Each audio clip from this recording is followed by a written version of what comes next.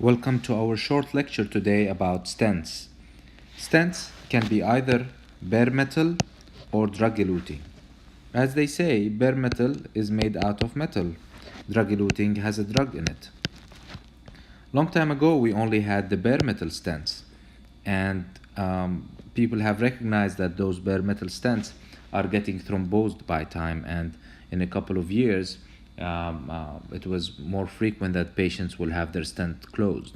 So they said, why don't we create a stent that has some drug in it to prevent it from getting thrombosed? And this is the drug-eluting stent. The things that you have to know about stents: if you have a bare metal stent, it's advisable to be on aspirin forever, and you have to be on another antiplatelet, let's say Plavix, for 1 month.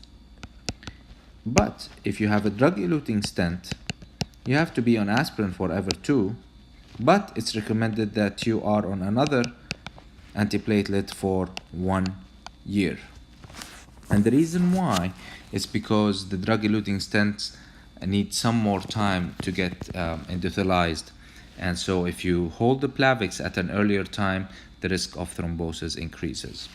Some people have recently said that you can actually do it for 6 months and then stop.